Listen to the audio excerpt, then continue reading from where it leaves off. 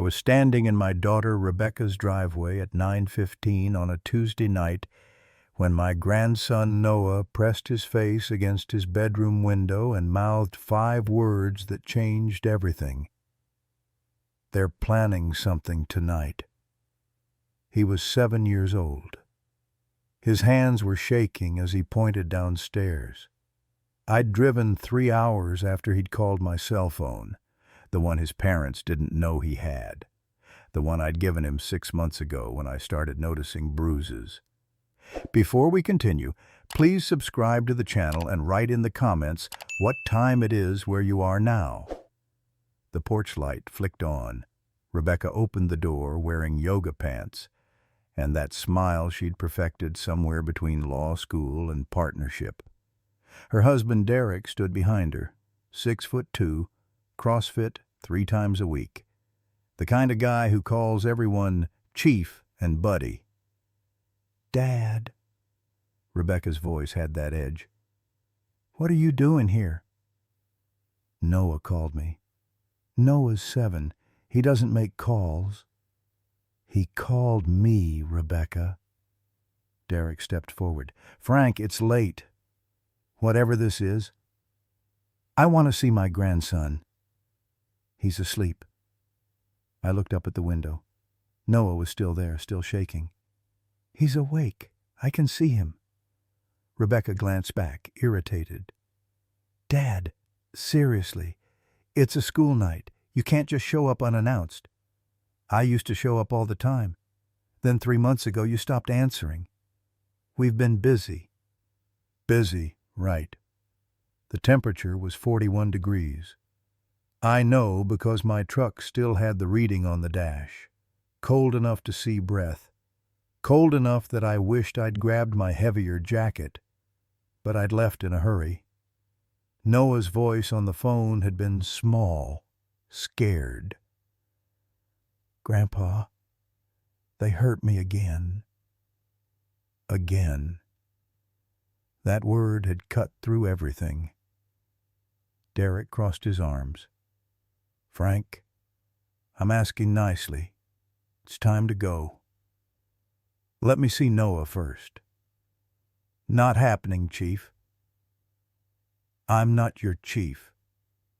You're also not coming in my house at 9:30 at night making demands."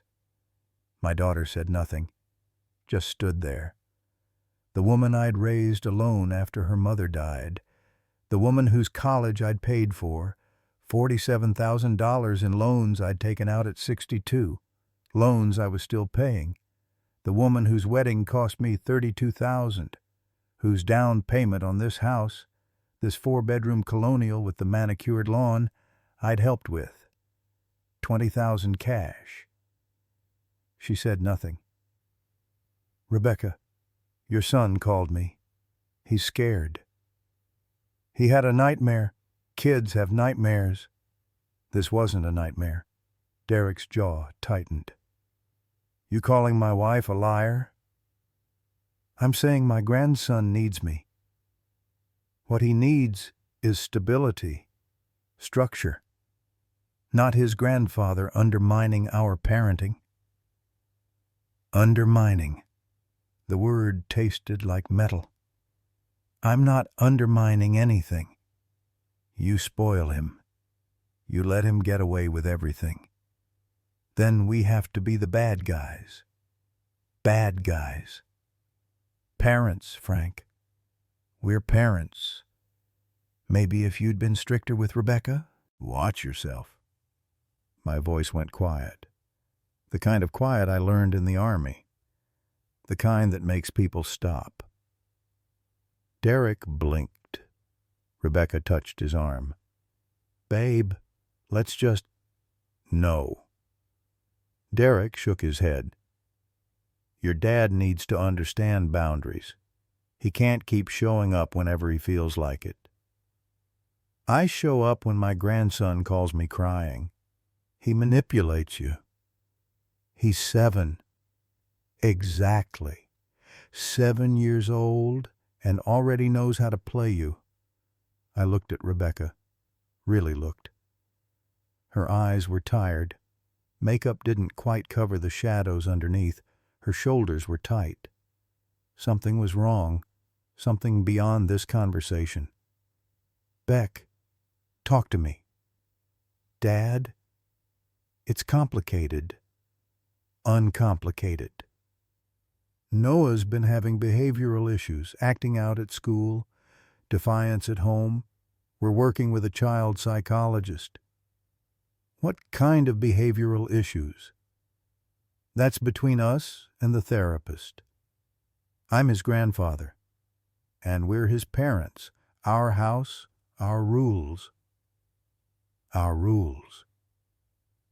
I thought about the bruises, the one on Noah's shoulder 2 months ago. "He fell off his bike," Rebecca had said. "The one on his ribs 6 weeks ago. Tripped on the stairs. The one on his upper arm 3 weeks ago." No explanation that time, just Rebecca changing the subject. "Let me see him for 5 minutes." "No." "Rebecca, Dad, please, just go home." Derek stepped onto the porch, closing the distance between us. "Frank, last time, leave. Now." "Or what?" "Or I call the police and tell them you're trespassing. On my daughter's property." "My property. My name on the deed. My mortgage." I wanted to mention the 20,000, wanted to throw it in his face. But Rebecca was watching me with something that looked like pleading. "Don't make this worse," her expression said. "Just go." I looked up at the window one more time.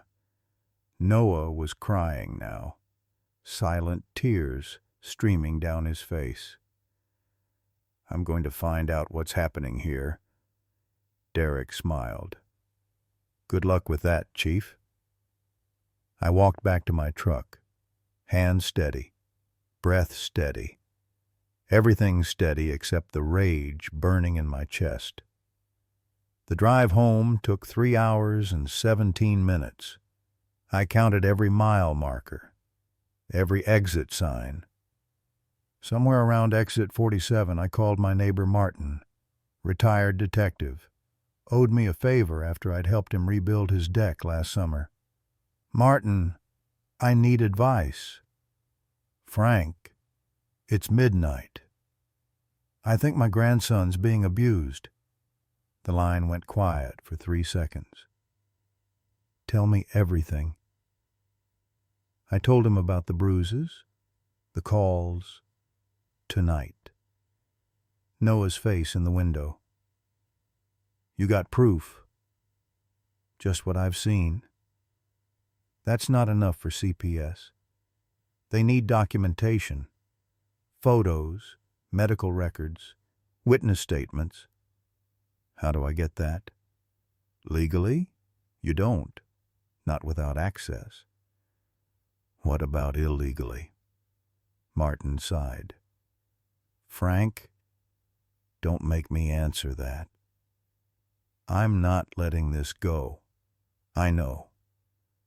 But if you do something stupid, you'll lose any chance of helping that kid. You need to be smart, patient. I've been patient for 3 months. Then be patient for 3 more. Build a case. Document everything. Times, dates, conversations. Get Noah to talk to you on record if you can. They won't let me near him. Then you need to find another way." I hung up at exit 73. My house was dark when I pulled in. 1 bedroom, 1 bathroom. Paid off 15 years ago. Simple. Clean. Everything I needed and nothing I didn't. I sat in the truck for 20 minutes, engine cooling, windshield fogging, thinking about Rebecca as a kid, how she'd climb into my lap and fall asleep watching TV, how she'd hold my hand crossing streets until she was 9, how she'd called me crying from college that first semester, homesick and overwhelmed, and I'd driven 4 hours just to take her to dinner. When did it change? I couldn't pinpoint it exactly. Maybe when she'd met Derek. Maybe before. Law school had hardened her, made her sharp, efficient. She'd stopped calling as much, stopped visiting, started talking about networking and career trajectory like they were more important than family.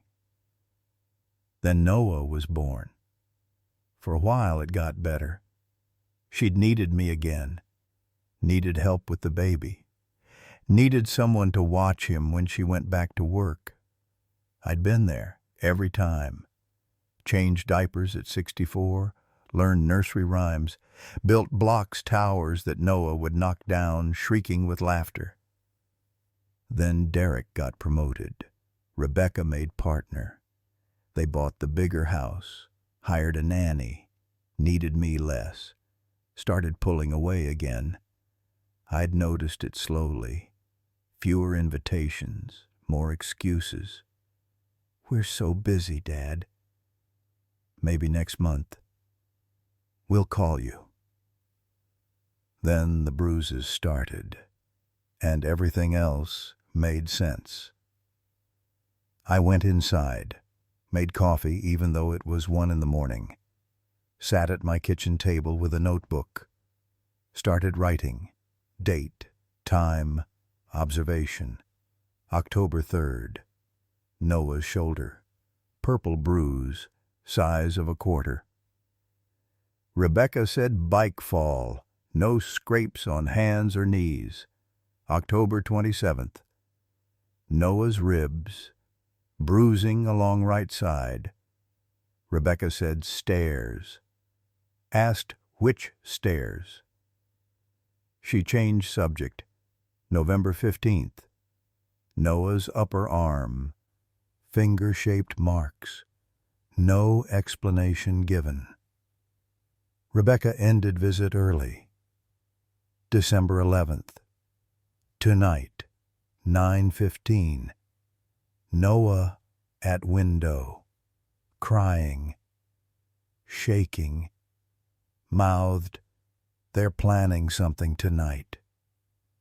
I documented everything I could remember, every odd conversation, every time Rebecca had ended visits abruptly, every time Derek had answered her phone.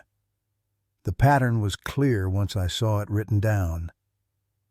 They were isolating Noah, and they were isolating me. My phone buzzed at 2:13. Unknown number. "Hello?" "Grandpa?" Noah's voice was barely a whisper. "Noah? Jesus. Are you okay?" I waited until they were asleep. "I'm in the bathroom." "What's happening? What did they do?" "They locked me in the closet again. For 3 hours. Because I didn't finish my vegetables." My hand tightened on the phone. "They locked you in a closet." "They do it a lot when I'm bad, sometimes all night."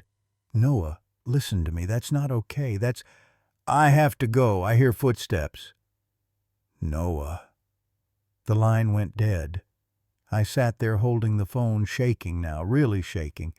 3 hours in a closet, all night sometimes, for not finishing vegetables.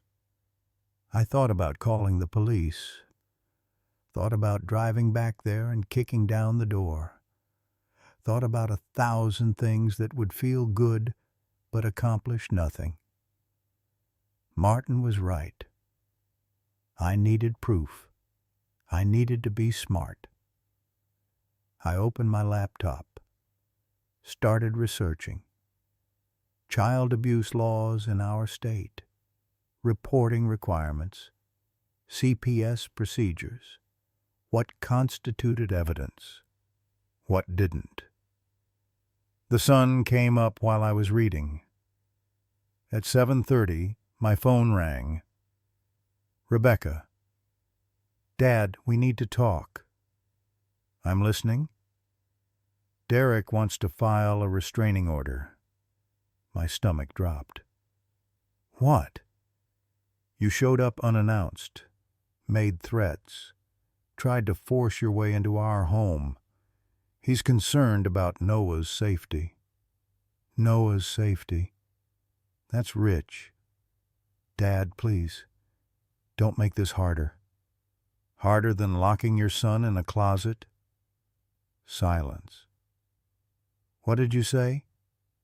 Noah called me, told me what you do to him. He's 7. He has an active imagination. He has bruises, Rebecca. Multiple bruises, in different stages of healing.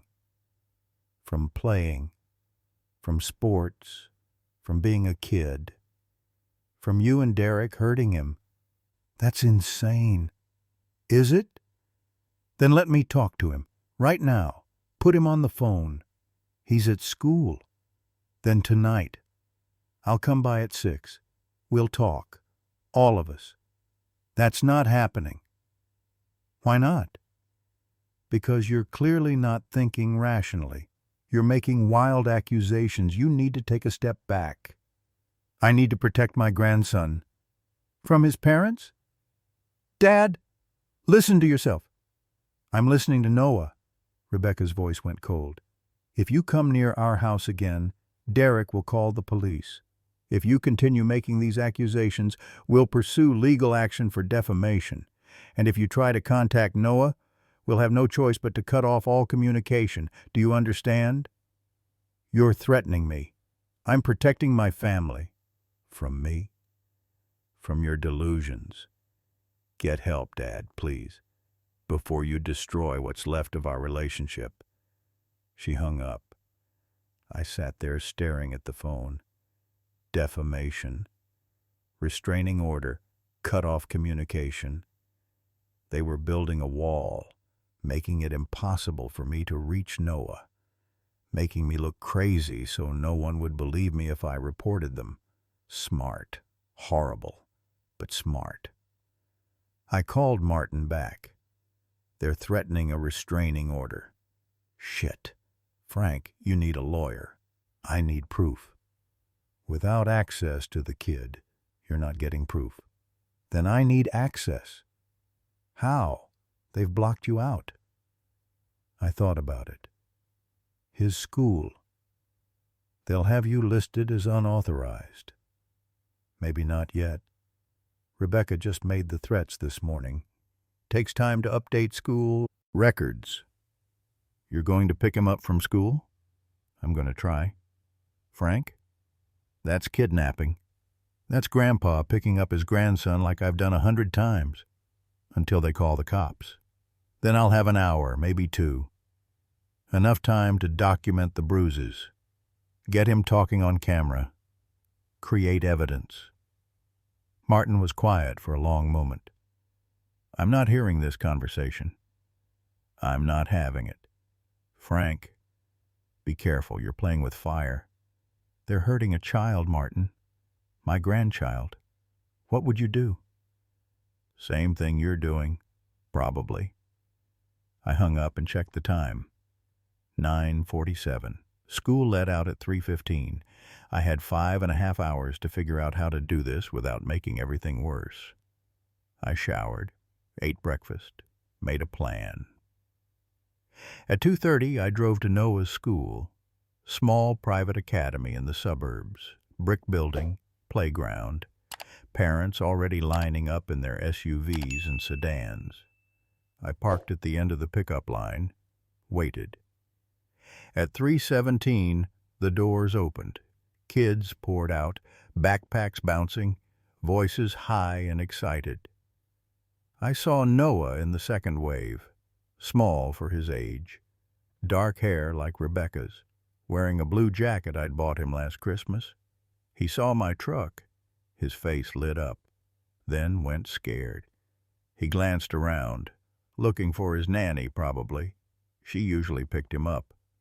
Black Honda, always parked in the front. I waved. Noah hesitated. A teacher was monitoring the pickup line, checking kids off a list, making sure they got in the right vehicles. Noah walked toward my truck slowly. The teacher looked up. "Noah? Where are you going?" "That's my grandpa." "Is he on your pickup list?" Noah looked at me. I held my breath. "Yeah, he picks me up sometimes." The teacher checked her clipboard, frowned. "I don't see him listed." "My mom forgot to add him, but he's my grandpa, Frank Morrison." The teacher hesitated. I could see her thinking. Protocol said one thing, common sense said another. Grandfather, familiar face. Kid seemed comfortable. "Okay, but I'm making a note. Your parents need to update the list." "Yes, ma'am." Noah climbed into the truck. I pulled out of the line before anyone could change their mind. "Grandpa, am I in trouble?" "No, buddy, you're safe, I promise. Mom's going to be mad. Let me worry about your mom." I drove to a park 3 miles away, public, open, plenty of witnesses in case anyone claimed I'd taken him somewhere isolated. We sat at a picnic table. "Noah, I need you to be really honest with me. Can you do that?" He nodded. "Do your parents hurt you?" His eyes filled with tears immediately. That was answer enough. "Show me where." He pulled up his sleeve. Fresh bruises on his forearm. Finger marks. Clear as day. I took out my phone.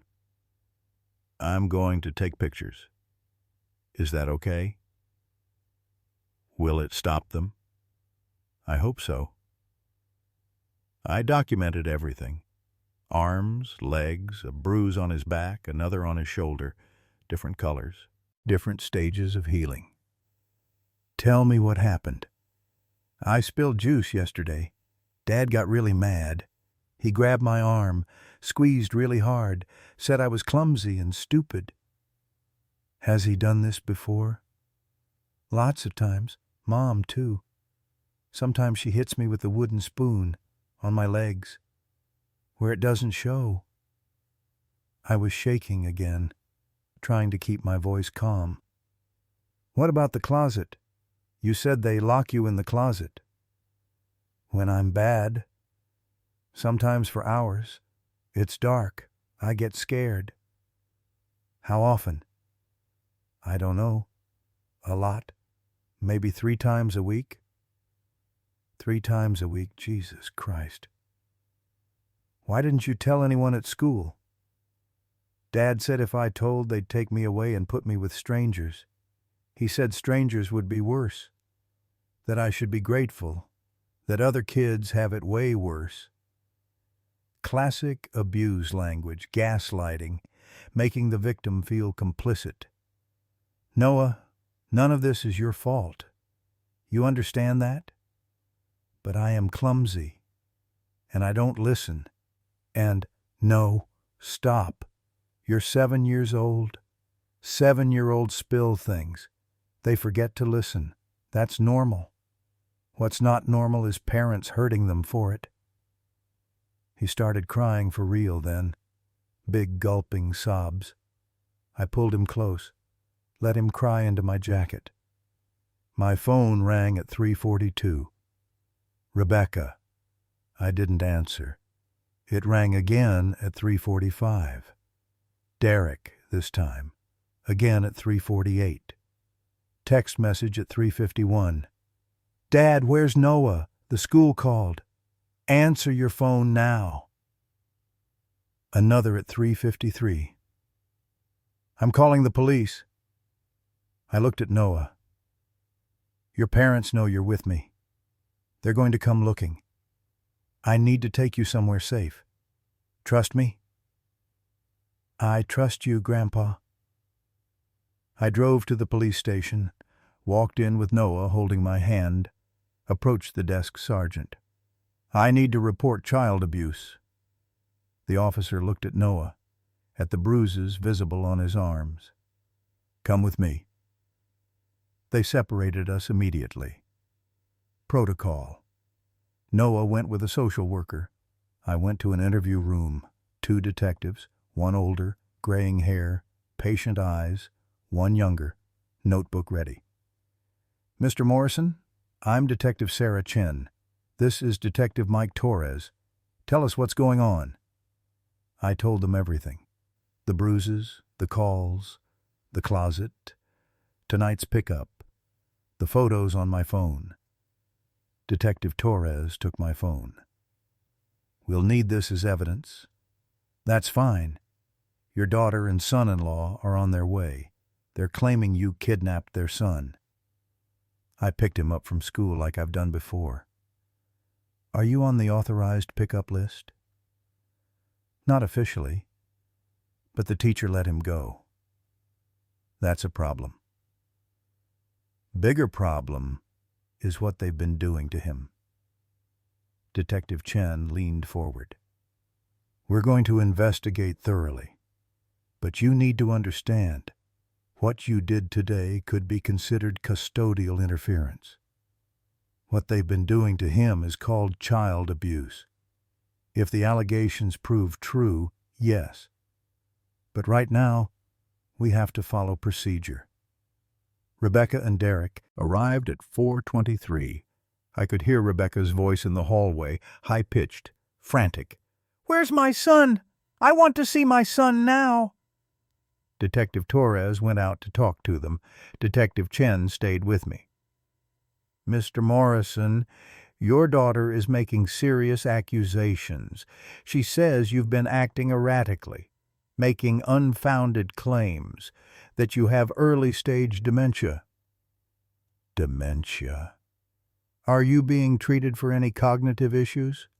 No. I'm 71, sharp as I've ever been. She's lying. Why would she lie? To discredit me, so no one believes what I'm saying about them. That's a serious accusation. Look at the photos. Look at my grandson. Ask him what happened. We will, but this situation is complicated. Without hard evidence. The bruises are hard evidence. Kids get bruises from playing. Not like these, not in these patterns, and not combined with everything else. Detective Chen studied me for a long moment. What's your relationship with your daughter like? Was good, until I started noticing problems. Any history of conflict between you? Normal family stuff, nothing major. She says you've been increasingly controlling, interfering with their parenting, showing up unannounced at all hours. Once, I showed up once, last night, because Noah called me scared. Do you have that call on your phone records? Should be there. Yes. She made a note. We'll check. In the meantime, you need to understand, even if we find evidence of abuse, you won't be able to see Noah. Not until this is sorted out legally. Why not? Because you don't have legal custody, and you violated protocol by removing him from school. I was protecting him. That's for the courts to decide. They kept me there for 3 more hours, asked the same questions different ways, documented my statement, finally let me go at 7:38. Rebecca and Derek were gone. So was Noah. Where's my grandson? Detective Chen handed me a card. He's with CPS temporarily while we investigate. You'll be notified of the findings. Don't attempt to contact him or your daughter. That's an official warning. I drove home in silence. The house felt emptier than usual. I sat at the kitchen table, poured whiskey, didn't drink it, just held the glass. My phone buzzed. Text from Rebecca. I hope you're happy. You've traumatized your grandson, ripped him from his parents, made him think we're monsters. all because you can't accept that you're not the center of his life anymore. You're a selfish, delusional old man, and you'll never see Noah again. I'll make sure of it." I set the phone down. Waited. 2 days later, Detective Chen called. "Mr. Morrison, we've completed our initial investigation." My heart stopped. "And?" "The medical examiner confirmed multiple bruises in various stages of healing, consistent with ongoing physical abuse. Noah disclosed repeated incidents of physical discipline, isolation, and emotional abuse. We filed charges against both parents." I sat down hard. "He's okay?" "He's safe. Still with CPS. There'll be a custody hearing next week." "Can I see him?" "Not yet. But you can petition for emergency custody at the hearing. Given the circumstances, you'd likely be approved." "What do I need to do?" "Get a lawyer, fast. And Mr. Morrison, you did the right thing. I know it doesn't feel like it right now, but you saved that kid." I hung up and cried for the first time in 20 years. The custody hearing was brutal. Rebecca and Derek both present, both insisting they'd never hurt Noah, that I'd manipulated him, that the bruises were from sports, that Noah was prone to lying. Their lawyer was expensive, slick. Made me sound like a paranoid old man with boundary issues. Then the judge asked to speak to Noah privately. 20 minutes later, she came back. "I've made my decision. Temporary custody is awarded to the maternal grandfather, Frank Morrison, pending resolution of criminal charges against the parents. Visitation for the parents is suspended until completion of court-mandated therapy and anger management programs." Rebecca screamed. Actually screamed. "You can't do this! He's my son!" The judge's voice was ice. "Mrs. Taylor, your son has 15 documented bruises. He described being locked in closets for hours, being hit with objects, being told he was worthless. Right now, I don't believe he's safe in your care. Court is adjourned." Noah came home with me that afternoon. We didn't talk much the first few days. He was quiet, careful, like he was waiting for me to turn into them. I let him be, made his favorite meals, set up the spare room with new sheets, bought him books, gave him space. On the 4th night, he climbed into my lap while we were watching TV. "Grandpa?" "Yeah, buddy." "Am I going to live here forever?" "I don't know. Maybe. Would that be okay?" "Yeah. I like it here. You don't yell. And you make good pancakes." I held him a little tighter. "I love you, Noah. I love you too." The criminal trial took 6 months. Rebecca and Derek both pled guilty to lesser charges.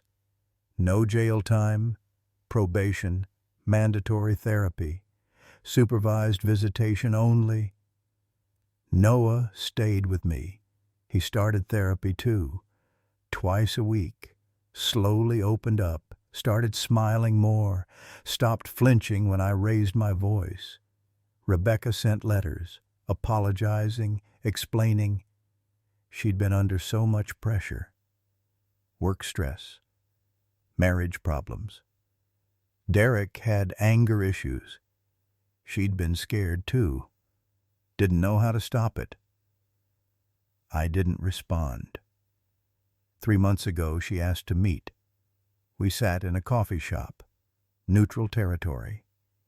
She looked different, thinner, tired, older somehow. I don't expect forgiveness, she said. I know what we did. I know I failed him. Failed you. I just wanted you to know I'm getting help. Real help. And I'm divorcing Derek. Good. Dad, I'm sorry. I'm so sorry. I don't know how it got that bad. I kept telling myself it was discipline, that we were just strict, that you were overreacting, but you weren't. You were right. I know. Can I see him? Just for a few minutes? That's up to the court. I know, but what do you think? I looked at her, saw the daughter I'd raised, the little girl who'd held my hand crossing streets, the young woman who'd called me crying from college, and I saw the person who'd hurt my grandson. Both were true. I think you need more time, more therapy, more proof that you've changed. Noah's just starting to feel safe again. I won't risk that, she nodded, crying quietly. I understand. Maybe in a few months, we'll see. Thank you for protecting him when I didn't. We didn't hug, didn't make promises, just sat there for a few more minutes. Then she left. Noah asked me about it that night. Did you see Mom today? Yeah. How'd you know? You looked sad when I got home from school. I'm not sad, just thinking. Do you miss her? Sometimes. Do you? Sometimes. But I like it here better. Good. Because you're staying as long as you want. Forever. Forever. He smiled, started building with his Legos. Happy. Safe. If you like this story, please like it. Subscribe to the channel and share your impressions in the comments. To listen to more stories, click on the window on the right. Thank you for being with us.